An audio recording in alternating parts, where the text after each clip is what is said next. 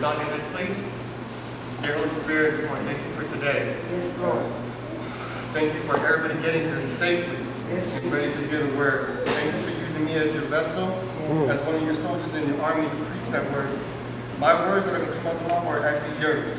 Come on. Calm, because you want to speak through me. The message will hit somebody today, and you're going to hit them hard. We're going to light that fire in somebody today, Lord. And just thank you for everything. Thank you for the family I have here. Lord, we see church as my family.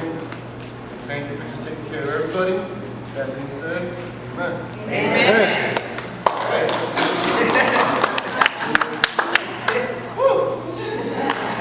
You got it. You got it. I got it.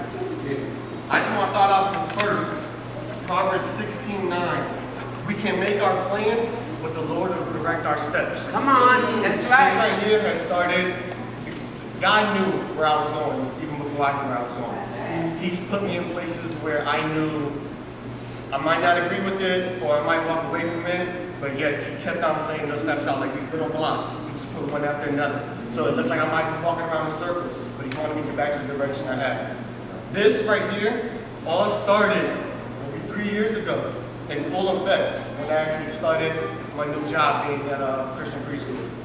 And Holy Spirit was just working through people there. Ms. Valerie and Ms. Cindy had guided me, and they planted the seeds inside me to get this fire going. You know, they were the ones forcing me, not really forcing me, but pursuing me and teaching me, taking me under their wing, and really just guiding me in the proper language. I walked away, I was like, yeah. But no, pursuing, not give up. I had to find a church. Just start off with that one. I had to find a church. One job, then a church. So I found a church. I'm so happy that even that little guidance from the Holy Spirit gave me Tommy. If it wasn't for Tommy, that's the other seed in where I'm at now. You know, that led me to where I'm going. It was just, they planted the seed, Tommy watered the seed. Come and on. got me going to where I'm at now. And it was just a blessing. It's basically, my message really is take flight. Because it all started with baby steps, and now I'm taking flight. Can't stop, won't stop. Every time it's using it. You know, the whole time I was wondering, what am I missing? I'm a vessel. I'm an instrument to the Lord. He had this plan out for me. He made me go through this journey so I could relate to somebody else who's been the same journey that I had. We share the stories. You know, we can easily be saved right from the get-go, but if we have nothing to relate to the next person to save, our story isn't complete yet. Each person has a different story to relate. Tommy and I are almost exactly alike. So he was able to relate to me in many ways, where I was able to understand at a different level. So, you know, it's all about the season. This all started maybe a month and a half ago. I'm at work Friday morning, cleaning, getting ready for school. Ms. Riley comes in and is like, I have to work for you today. I'm like, okay, cool. She's like, worrying is like a rocking chair. It's going to get you nowhere. So I'm like, okay, that's cool. Didn't relate to me though, so I was like, yeah, fine. Maybe 10 minutes later, Tommy texts me, hey, Mark, you're preaching. I'm like, okay. Worrying is like a rocking chair. It's going to get me nowhere. But you see how the Holy Spirit, boom, to throw in that little shot. Because he knew something greater was about to happen within the next half an hour. So he got me ready for the message. And he's like, are you ready? Of course not. I'm never going to be ready because you got to keep it ready. But do I want to do it? Of course I do. Because I know the Holy Spirit was going to give me a message today that if you're saved, you're going to love it. And if you're not, you're about to get that fire lit inside of you. Come on, preach it. So it all came around last Sunday, you know, trying to figure everything out. And so I was like, I got frustrated, couldn't get the message for today, fell asleep. 10:48 at night, I wake up, bam, everything came to me. This opening, everything, the little laughs that you guys already said, I've already heard it. Because the message was full throttle. Why? Because the Holy Spirit was like, this is your time. The time is now. God, trust on me, and I'm going to lead you the way. Before I was trying to do it by myself, so of course I wasn't going to get nowhere. Once I prayed, got to myself, everything came to me. So today, this is actually my second time saying it. I've been here, I've done this already, so I know everything's going to work. I know the Holy Spirit is speaking through me, and He's going to get me to where I need to go to give you guys a break. I'm going to start off talking about Saul. Now, Saul was a straight up murderer, blasphemous, you know, he was a modern day ISIS. So whatever you can think of how ISIS is, that's exactly what Saul was. Most importantly, he was an unbeliever. Because we are scared. Sometimes we cross people we don't know because we are scared of the unknown. And that's what Saul was doing. He was prosecuting because he was scared. He had no idea the strength of God had. So he was just, he was prosecuting. He wanted to get rid of all the Christians because somebody's doing great things and you're a hater. You're like, nah, I don't want that. I want everybody to be like me. I want to destroy. If there's happiness, I want to destroy it. So can you imagine out here in the streets right now?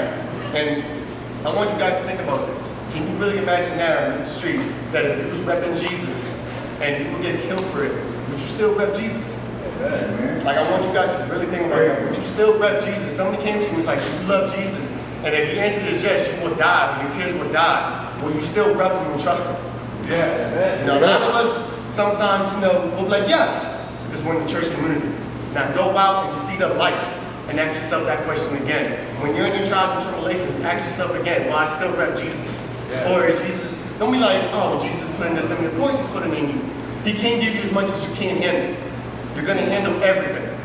So really think about, rep him 24/7, 365. He's there with you and he's always going to be with you. Saul didn't want that. So Saul was going down. He got the okay to go to Damascus and kill everybody. He had the heart to hate. He had, he was still breathing threats and murder. Pictures of angry, violent man, absolutely convinced of his own righteousness. Saul, he was just filled with hate. He wasn't seeking Jesus when Jesus saw him. Might say Saul was decided against Jesus when Jesus was decided for Saul. He already had it set in his mind he was going to destroy Jesus. But trust me, you have no idea what's coming to you. That's pretty much what I was like Saul. I didn't kill. I ain't doing all that. But you don't need to be killed to be like Saul. Persecuted by some of the way somebody talks, the way somebody looks. How many times do we see people, walking down the streets and like, oh no, they get too close to you, you automatically walk away from them. Or sometimes, unfortunately, you even cross the street. That's all persecution. That's not how we want to live. We want to pray for people. No matter what they look like, you put your hands on them and pray for them. Sometimes, that's all we need is somebody to really pray for us. That's right. And our life will completely change. So, let me actually put my Bible down. Now, don't go persecuting me because this is my first time. So, we belong to the way. Back then, they were called the way because it was the way of living. It was the way of believing. They lived it. They weren't just called Christian like that, but this is how they lived their life. That was their way of living and believing. So they were called the way. Personally, I would like to be called the way. Because I'm living this life, I'm believing in this life. So by being called the way, it's a little catchy. We're in the modern age. Calling the way, it's a nice little movement. So as he traveled and near Damascus, a light from heaven suddenly flashed around him, falling to the ground. Now, he's walking. Imagine we're at Long Beach. We're walking. He's ready to go just snatch up everybody and kill everybody. He got that in his head. He sees a bright light and falls to the ground. Romans 14:11 says, every knee will bow, every tongue will confess, because I am Lord. Come on, preach it. So right there alone, he knew right then and there that, something's about to go down. A light from heaven suddenly flashed around him. Falling to the ground, he heard a voice saying to him, Saul, Saul, why are you persecuting me? Who are you, Lord? Notice, right there, he already knew who he was. He was filled with terror. But Saul, but Jesus so nice and calmly said his name twice to give him that emotion, to give him that affection. Like, look, I'm just here really to talk to you. Like, why are you coming at me? He was no longer persecuting humans. He was persecuting God. Come on. And right then and then, God wasn't having that. That's right. So he asked him, like, why are you persecuting me? Why are you coming after me? I am Jesus, but when you are persecuted, he replied, get up and go to the city. As I just mentioned, if he would have told Saul his whole plan, he probably would have found a way to try to get rid of him, like, okay, I'm going to go in another direction. So God only gives you enough that you can, the next step, that you want to know what your next step is. You just, okay, go here. Now, when you're here, keep going. When you're here, keep going. It's that next step, and it gives you that hunger. Okay, what's next? Oh, cool, I'm doing this. Oh, cool, now this. And you're going to see that glory, like, all right, I'm feeling this now. I want to get this going. So that's what he told him. He's like, get up and go to the next step. When he got up, he was blind, which is kind of ironic because he was blind spiritually and blind physically. Damascus, a light from heaven suddenly flashed around him. Falling to the ground, he heard a voice saying to him, Saul, Saul, why are you persecuting me? Who are you, Lord? Notice, right there, he already knew who he was. He was filled with terror. But Saul, but Jesus so nice and calmly, said his name twice to give him that emotion, to give him that affection. Like, look, I'm just here really to talk to you. Like, why are you coming at me? He was no longer persecuting humans. He was persecuting God. Come on. And right then and then, God wasn't having that. That's right. So he asked me, like, why are you persecuting me? Why are you coming after me? You know, what? I am Jesus, but when you are persecuted, he replied, get up and go to the city. You know, as I just mentioned, if he would have told Saul his whole plan, he probably would have found a way to try to get rid of him, like, okay, I'm going to go another direction. So God only gives you enough that you can, the next step, that you want to know what your next step is. You just, okay, go here. Now, when you're here, keep going. When you're here, keep going. It's that next step, and it gives you that hunger. Okay, what's next? Oh, cool, I'm doing this. Oh, cool, now this. And you're going to see that glory, like, all right, I'm feeling this now. I want to get this going. So that's what he told me. He's like, get up and go to the next step. When he got up, he was blind, which is kind of ironic because he was blind spiritually and blind physically. So when he got up, no longer, you know, everything, he was already getting transformed. He got up, like, what do you want me to do? He went in already with obedience because he surrendered, pretty much he surrendered his heart. When you surrender your heart, you go all in. You don't go halfway. That's right. You go with obedience. You go with that knowledge and that wanting to do more. You go with, I guess we're going words in here. You don't negotiate, you don't question, you don't go halfway. You just go all in. Because you know something supernatural, miraculous. It's a blessing. All this happened for a reason. So he was ready to go with it. He got up his blind. So it's funny because basically, you know, Saul was like, God was like, you shut your eyes against my light and Savior? Fine, spend a few days as blind physically, have you been blind spiritually? So for 3 days, he didn't eat nor drink. He was pretty much dying. But he was dying to receive the life of Jesus inside him. So on his way, he goes and he's in there, he's blind. So now he's doing, he's praying. He's praying, he's praying, he's praying. And it's all coming inside of him. He's receiving it. While he's praying, next character comes into the role, Ananias. God has Ananias. Tommy, that's my Ananias. He came to me where, I still remember the first day I went to church. I went in, that day, when he spoke, I was ready. I got up and I was like, I'm ready to get my life back. I'm like, this is what I've been missing. I've been dogging it the whole time and I have no idea why I've been dogging it. I was up. I was like, I ain't trying to hear this. As soon as I heard that word and it related to me 100%, I knew that was the day I had to get my life back. There was no questions around it. I was like, oh, I'm into this journey for effect. 100%, I'm taking that walk. Now trust me, you're gonna definitely be hearing that this walk ain't easy. You should have hugged. And was just so grateful and thankful that I was there. Again, all the steps are falling into place with me. You know, God knew, boom, you finally are following my footsteps. You took that path to the church to meet my Ananias. Now mind you, it's all a team effort.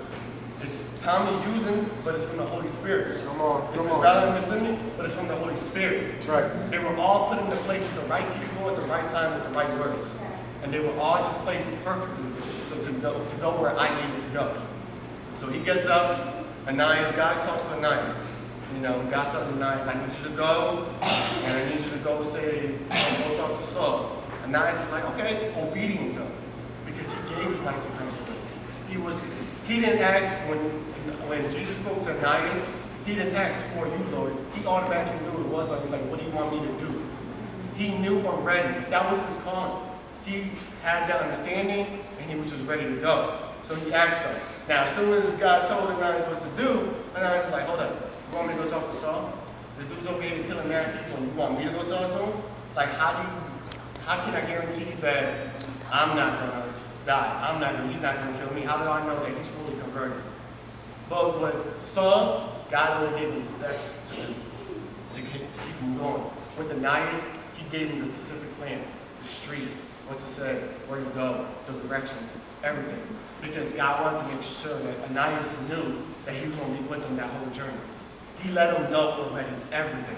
Because it was that comfort zone. It's okay, I am with you. And sometimes that's what we gotta do. Sometimes we'll get the steps, sometimes we'll get the whole journey. And we always need to remember that God is with us.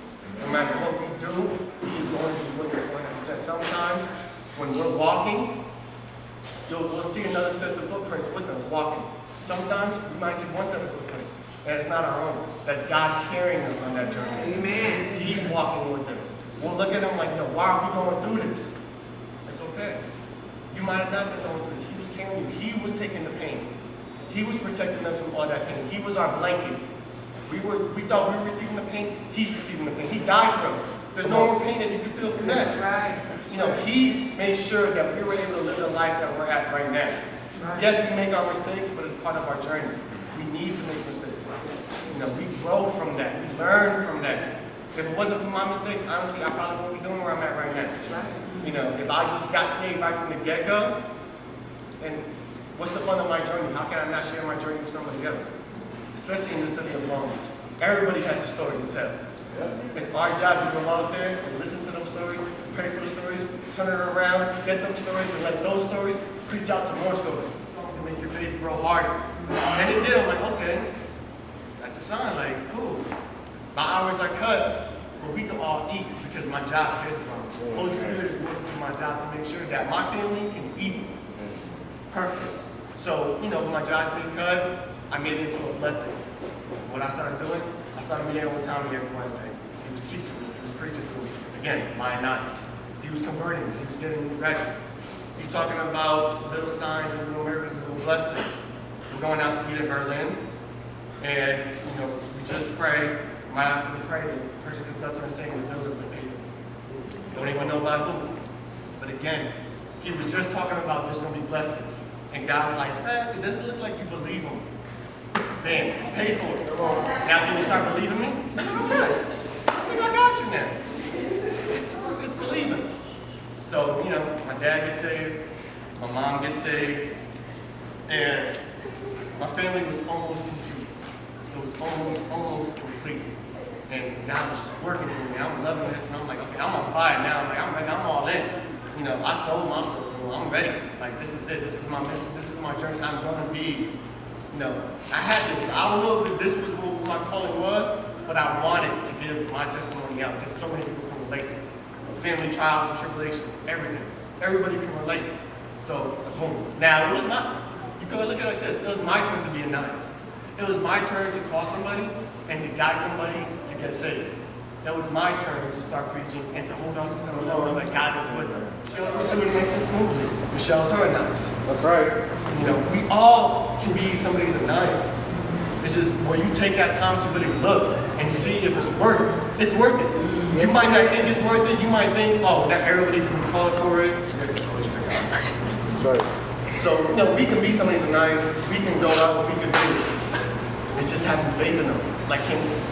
We'll always ask ourselves, can you trust me? Is this the right path? It is. It might not look like it, but it is. Ananias went fully to Saul, prayed for him, and when he prayed for him, he was healed, no longer blind. He went there with love. He said, Brother Saul, to let him know that he's going in there with love.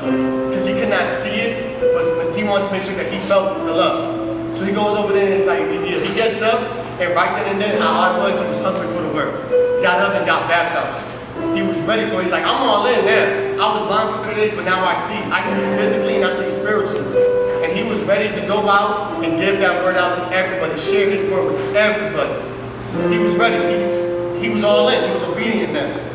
By doing that, he went through his trials. Now, Paul, he got beaten multiple times, stoned multiple times, shipwrecked multiple times. And he lived that good life before. Yes. He was high in education. He was respected, feared and respected. He gave all this. God was like, all right, you thought you had an easy life? I want you to live my life now. I want you to see what I lived through. So he took him on that journey with him to see everything that he felt, he now felt. But you think Paul gave up? In jail, he wrote Philippians. He wrote a verse in Philippians talking about he did not give up. He was going to spread this word no matter how many times he fell, no matter how many times they beat him. He was going out there, he was going to keep sharing the word. He lived that life and did not care what happened to him. Being picked up, walked again. Break, build, break. No matter how many times, he kept on going. And that is my life now. I'm gonna keep going. It ain't nothing no more. I'm his vessel. I'm here for a reason. I'm a soldier. I'm proud to be called a soldier.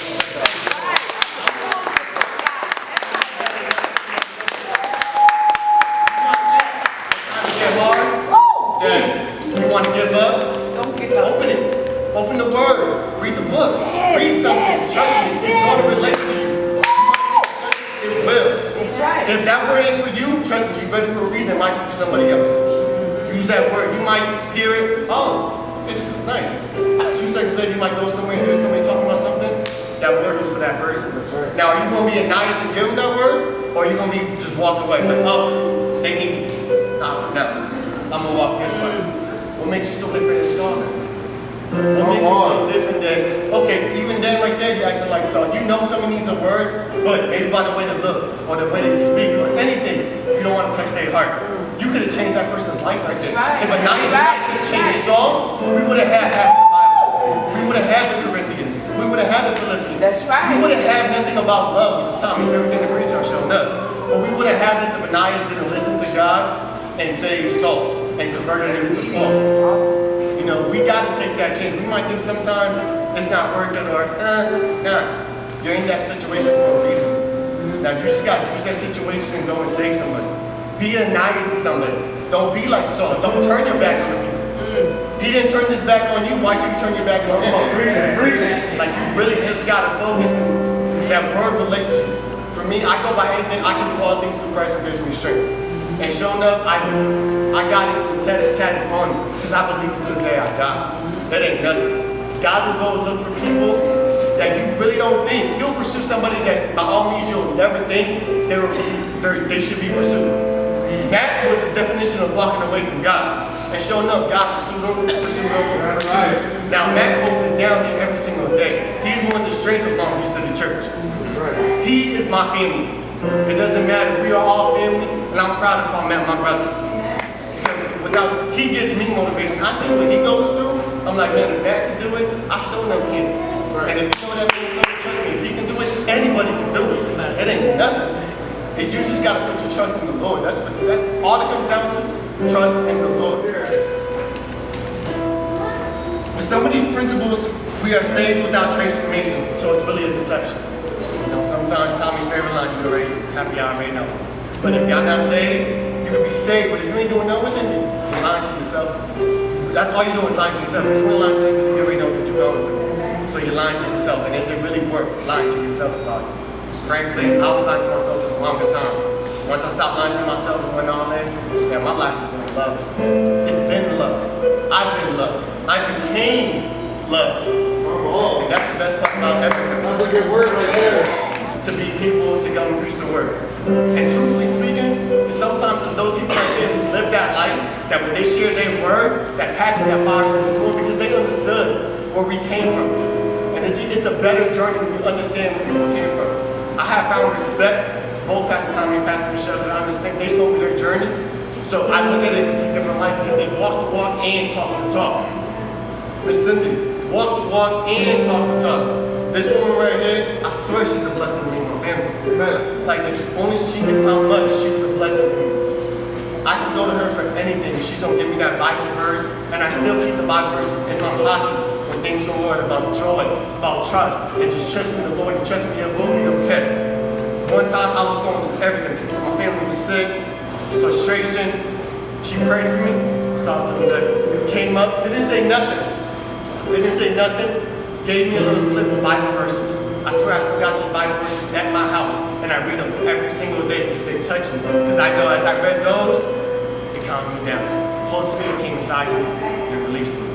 That was the same exact way. She came in my life, and I swear it was God had it at the right exact time when I needed her in my life.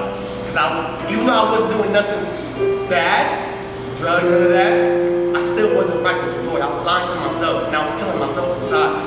I wasn't living the life, and I definitely wanted to live that life.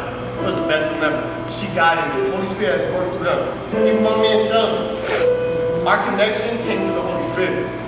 Our connection, I felt like I wanted to be kind of his Ananias, but let him know he was my Ananias too.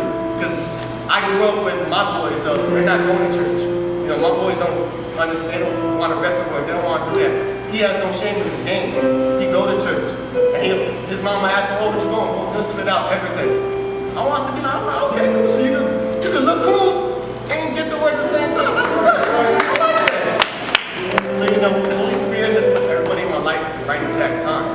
The Holy Spirit has put people in your life at the right exact time. Now, you just got to look at yourself and like, are you going to be nice and save them? Or are you going to be like Saul and just walk away from them? Is it really worth walking away from them? I know for me, I want to be as nice as much as I can. I want to save as many people as I can. I want to love as many people as I can. I want God to hold me down like that's my son. He's holding me down. You know, and he's always been proud of us, but I want to make sure I'm proud of myself. Be a nice to somebody. Be love. Love all, serve all. That's our motto. We live and die off that motto, trust me. We're ready for this. It's a can't stop, won't stop. I kind of like that sign. You know, everything came to me for a reason. I'm up here to be loved and to share that. Look, if I can do this, what I'm going to do for last year, you were talking about preaching, I probably laughed in your face. And now I'm up here, I'm like, I love this. I don't even want to stop. Like, this is a good feeling. I love this. Because I became love. Find somebody that's sweet to become love to pray for them. Doesn't matter how they look. Just pray for them. Put your hands on them. Just putting your hands on somebody changes the world. Or get close to them like this. If you don't want, just pray for them. Let them know that God loves them. Just go to them, you know, God loves you. That's going to change their life forever. So, be loved.